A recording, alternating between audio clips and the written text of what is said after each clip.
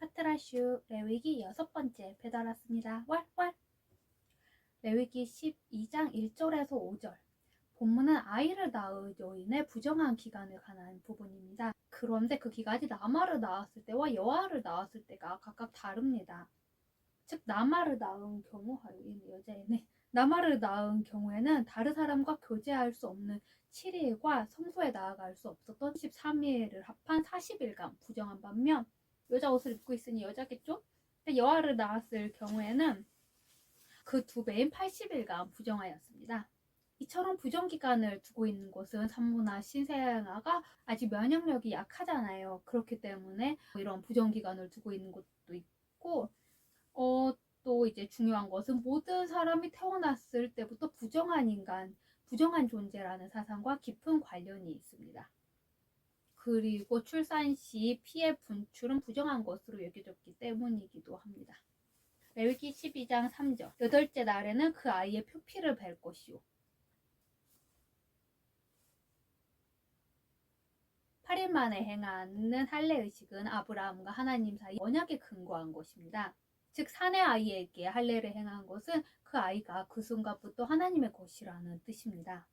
한편 9일 출생 후 8일째에 할례가 행해진 것은 그 아이 역시 어머니와 함께 일주일간 부정한 자로 간주되었기 때문인 듯합니다. 따라서 일주일간의 부정을 벗어버리고 하나님의 언약에 힘입어 주의 백성으로 새롭게 태어난다는 뜻에서 8일째에 할례가 행해진 것이죠. 한편 의학적으로 사람이 가장 고통을 적게 느끼고 별 후유증 없이 회복되는 때가 생후 8일째라고 합니다.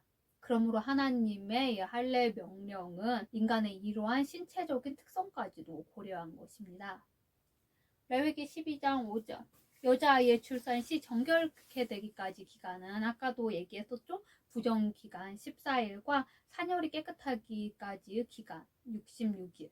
이렇게 전부 합쳐서 80일로 사내 아이의 출산 시와 비교하면 2배나 더 길었습니다. 이곳은 여자아이를 낳았을 경우 산모의 회복 기간이 사내 아이를 출산했을 때보다 2배가 더 길다는 고대인들의 생각에 기초를 두고 있는 것이에요. 그런데 혹자는 이제 어떤 사람들은 죄가 여자를 통해서 들어왔기 때문에 여자아이를 출산했을 경우 부정기간이 더 길어졌다고 주장하기도 합니다.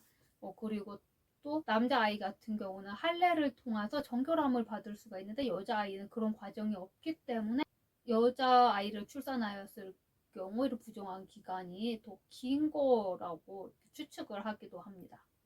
한편 이와 같이 부정에 관한 것은 도덕적인 문제는 아니었어요. 그렇죠? 아이를 낳은 게 도덕적으로 문제되는 행위가 아니니까요. 이것은 정부정의 문제가 아니라 이것은 의식적인 부정을 얘기하는 거예요. 따라서 이 규례 역시 음식에 관한 정결 규례와 마찬가지로 외형적인 정결을 통해 내면적인 정결까지도 관리할 수 있도록, 유지할 수 있도록 하는 목적으로 만들어진 규례입니다. 레위기 12장 6절에서 7절. 여인이 치러야 할 정결의식입니다. 즉 출산 후 부정한 기간이 종료된 여인은 먼저 출산을 통해 자녀를 얻게 하신 하나님께 감사와 자신의 자녀의 축복된 장래를 기원하는 번제를 드려야 했습니다. 그리고 이어서 출산 후에 부정함으로부터 정결함을 얻기 위한 속죄제를 드려야 했습니다. 한편 이 두 제사는 보통의 경우와 달리 좀 특이한 점이 있었어요. 먼저 번제의 제물이 속죄제의 제물보다 더 비싸다는 거예요. 그리고 속죄제보다 번제가 먼저 드려졌다는 점이 다른 부정함을 입었을 때 드리는 제사와 다른 점이에요. 이는 출산 후 정결의식을 위해 드려진 번제가 제 가운데 태어나 인간의 죄를 속죄하고 헌신을 다짐할 목적으로 드렸기 때문입니다. 레위기 3장 1절에서 17절. 피부에 나타난 여러 증세를 보고 나병 여부를 진단하는 방법에 대해서 쓰여진 부분이에요.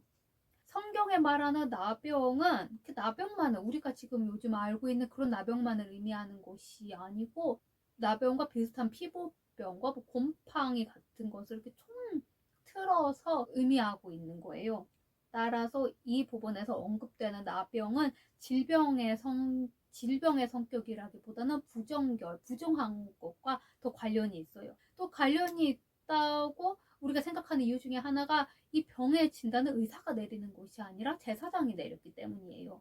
본문에서 나병으로 묘사된 피부병은 죄의 특성과 매우 유사합니다. 나병의 병원균은 그것이 잠복해 있는 동안 아무도 몰라요. 자기도 모르고 주변 사람들도 모르고 아무도 모릅니다. 우리의 또 죄도 은밀하게 인간의 본성에 내재되어 있을 때는 아무도 모르죠. 나병의 징후는 처음에는 조그마한 반점으로부터 시작이 됩니다. 그래서 나병이 아닌지 분간을 할 수가 없어요. 이처럼 죄도 처음에는 죄의 모양으로 나타나지 않고 아주 미묘하고 정말 별거 아닌 걸로 시작이 되는 거예요. 나병의 증세는 급격히 발전하여 온몸으로 순식간에 퍼집니다. 마찬가지로 외적으로나 내적으로 자극된 죄는 욕망으로 발전하고 그것이 또 의지로 발전하고 내가 죄된 행동으로 나타나는 거예요. 나병은 그 초기 단계부터 마지막 단계까지도 되게 좀 혐오스러워요, 보기에. 그것과 마찬가지로 죄도 굉장히 혐오스러운 것이에요. 나병은 전염성이 강하여 주변 사람들을 감염시킵니다. 죄도 그렇죠. 보통 이제 처음에 뭔가 잘못된 비행 청소년들, 뭐 성인이 되면 그런 얘기를 잘 하진 않지만 비행 청소년들에 대해 얘기할 때 친구 따라해서 그렇게 됐다, 친구 따라 오토바이를 훔쳐서 이렇게 됐다 이러잖아요. 그런 것처럼 죄는 전염성이 강한 겁니다. 성경에서 나병이라고 규정한 것들 중에는 실제로는 나병이 아닌 것들이 있어요. 피부질환과 의류, 가죽, 벽에 생기는 곰팡이 모두를 나병으로 통칭하고 있는 겁니다. 구약시대뿐만 아니라 그리스 로마 시대에도 이런 피부병이나 곰팡이 종류를 다 나병이라고 통칭을 했어요. 그러나 1873년 한센이라는 사람이 간상균의 발견으로 나병의 정체가 밝혀져서 일반 피부병과 나병이 구분이 된 거예요.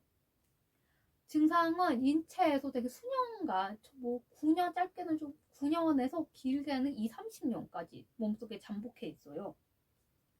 그렇기 때문에 예방이나 치료에 되게 어려움을 겪었습니다. 증상은 이제 막 처음에 권태감으로 시작돼요. 만사가 귀찮고, 좀 만사가 귀찮으신 분들 한번 생각해 보세요. 그런 권태감과 함께 탈색 점이 생겨나요. 그리고 그 반점은 흰색 또는 분홍색이에요. 이런 반점은 이마나 코, 귀, 이렇게 복부 같은 데까지 번지기도 했어요. 이렇게 된 부위는 감각을 잃어서 통증을 느끼지 못합니다. 그리고 나중엔 이 부분이 이렇게 손끝이라든지 코끝, 발끝 이런 데는 나중에 탈락이 돼요. 없어져요. 끔찍한 병이죠. 이 병은 활성기와 비활성기가 주기적으로 번갈아가면서 나타납니다. 비활성기에는 괜찮지만 활성기 같은 경우에는 환자의 비말, 기침이라든지 콧물 같은 걸로 옮기기도 합니다. 이 병은 고대나 중세의 가난한 사람들에게서 주로 발병을 했어요. 옛날 사람들에게는 전염성이 높고 불치의 병이라고 여겨졌습니다. 그래서 나병 환자들을 격리를 했죠. 우리나라에도 몇 군데 있죠. 가장 유명한 곳은 소록도가 있고요. 그래서 그들은 사회에서 소외되고 불황자가 되기도 했습니다. 그러나 실제로 이 병은 특별한 경우를 제외하고는 옮기지 않습니다. 옛날에 이 병에 특별한 치료법이 없을 때는 아무래도 격리시킬 수밖에 없죠. 전염성이 낮다 하더라도. 왜냐하면 이 한 번 전염되면 되게 치명적이잖아요. 특별한 치료법도 없고. 현대 한세병 치료에는 여러 가지 항생제를 복합적으로 쓰는 병합요법이 사용됩니다. 지금 우리나라에는 이 병이 거의 없죠. 그리고 또 발병하더라도 요즘 같은 경우에는 약이 좋으니까 겉으로 드러나지 않고요. 레위기 13장 2절 나병은 몹시 괴롭히다, 때리다 라는 뜻의 아라비아어에서 나온 말이에요. 이는 유대인들이 나병을 하나님의 형벌로 이해했음을 나타냅니다. 그러나 우리가 분명히 알아야 할 사실이 있습니다. 그것은 여타 질병, 모든 질병이 반드시 죄의 결과만 아니라는 겁니다. 전설에 의하면 모세를 죽이려고 했던 파라오가 이 질병에 걸린 최초의 사람이라고 합니다. 나병은 최초에 이집트에서 시작돼서 수리아로까지 번졌다고 합니다.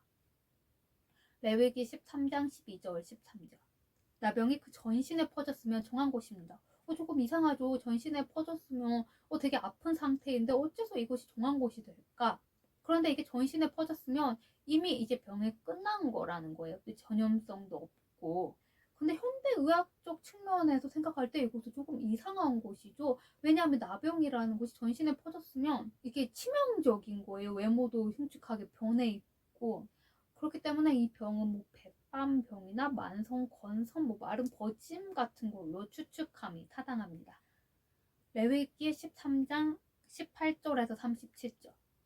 나병에 관한 규례 가운데 피부에 종기가 생겼다가 나온 뒤에 발생하는 의심스러운 증세에 대한 판별법과 피부를 데웠다가 나온 후에 이렇게 발생하는 의심스러운 증상에 대한 판별법, 또 머리나 수염에 나타나는 의심스러운 증상에 대한 판별법을 기술하고 있습니다. 본문이 말해주는 경우와 같이 나병은 종종 다른 일로 손상되거나 약해진 부위를 통해서 나타나기도 합니다. 레위기 13장 25절.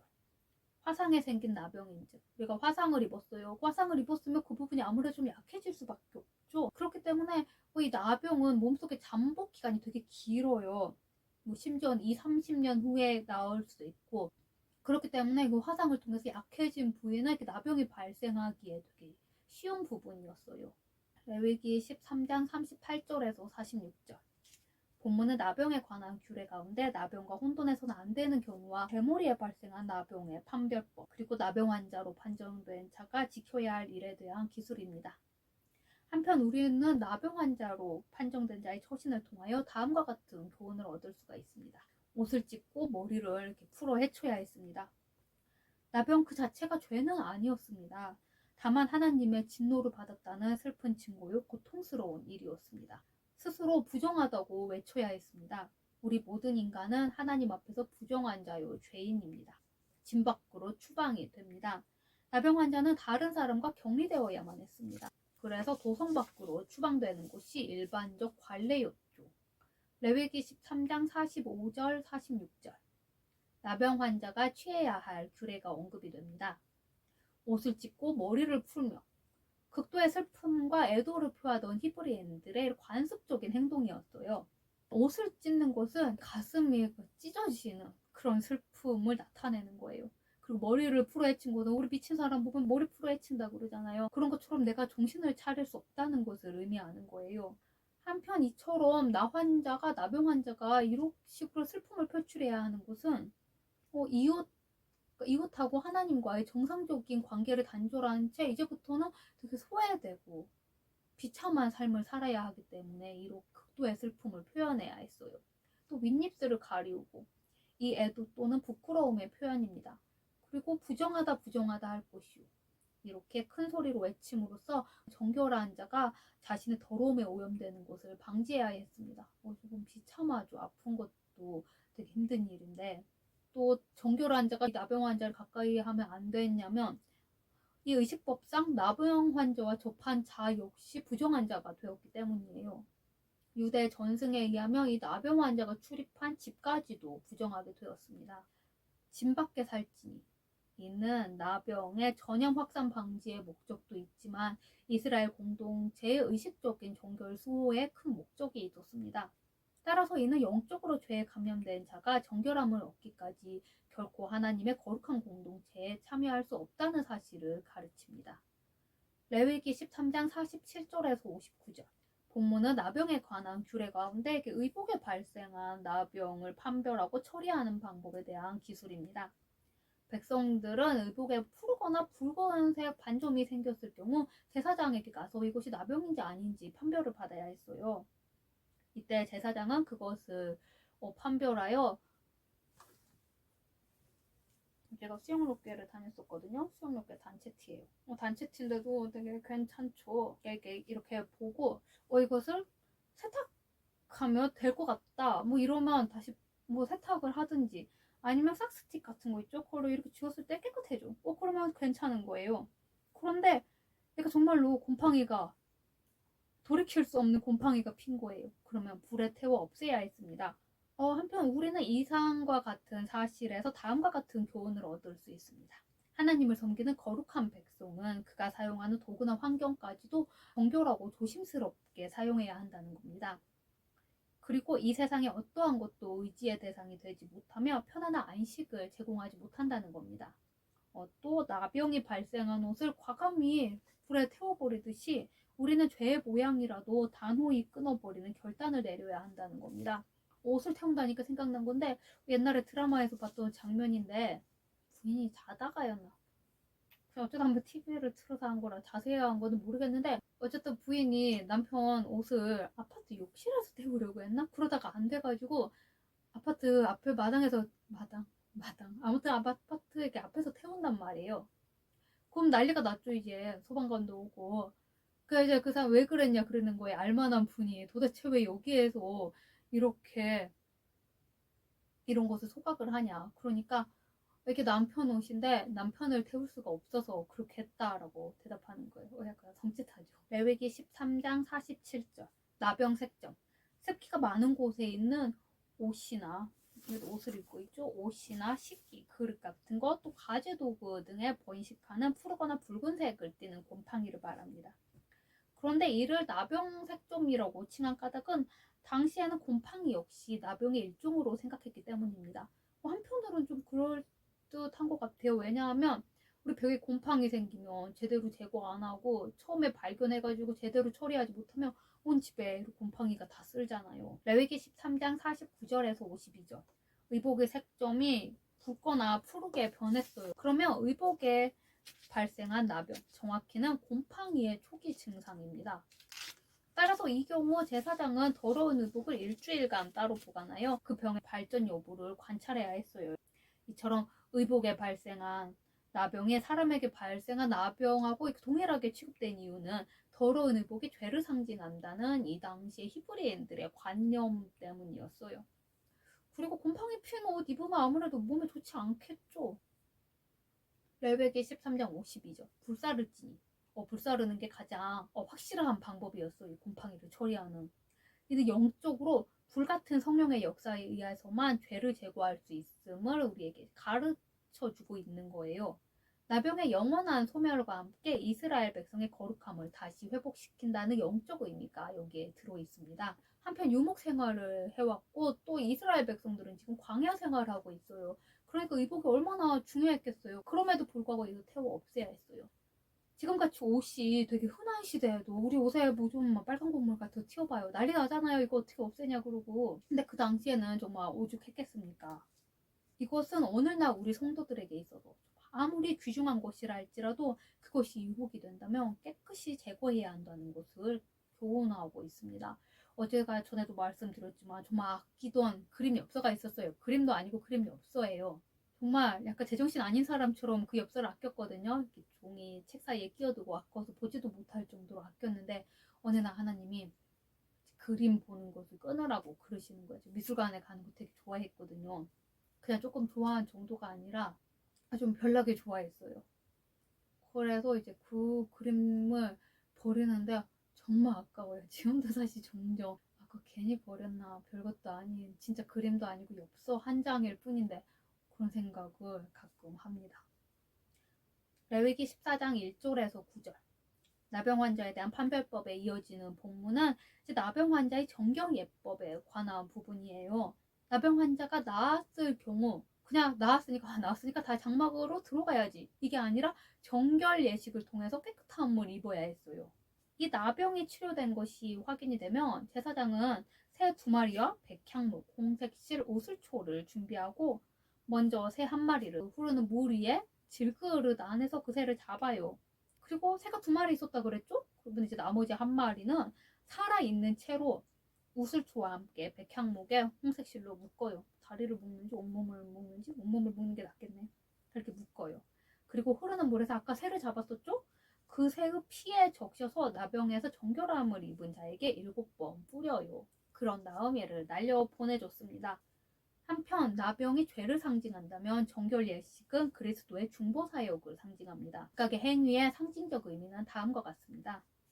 흐르는 물은 생명을, 죽은 새의 피는 속죄하여 주시는 그리스도의 피를, 질그릇은 깨질 수밖에 없는 연약한 존재임에도 불구하고 생명의 복음을 간직하고 있는 인간을, 그리고 물이 흐르는 데서 피를 뿌린 것은 인간의 죄를 씻어주기 위해서 흘리신 그리스도의 물과 피를, 그리고 백향목은 건강의 회복과 영생, 홍색실은 혈색의 회복과 그리스도의 피로 말미암은 구원, 오슬초는 죄로부터의 정결함과 향기로운 그리스도인의 생활, 그리고 마지막으로 죽은 새와 노인 새는 죄를 위하여 돌아가신 그리스도와 의를 위하여 부활하신 그리스도를 각각 상징합니다. 레위기 14장 4절 백향목이 나오죠. 백향목은 레바논의 특산물이며 소나무의 일종입니다. 레바논 국기에 보면 이 백향목이 그려져 있어요. 제 생각인데 당연히 제 생각이지만 국기 중에서 가장 그리기 어려운 국기는 알바니아 국기인 것 같아요. 되게 복잡하게 생겼죠. 알바니아 사람들 자기네 나라 국기 그릴 수 있는지는 잘 모르겠어요. 이것을 그런 종이 뭐라 그러지? 약간 투명한 종이? 뭐라 그러지?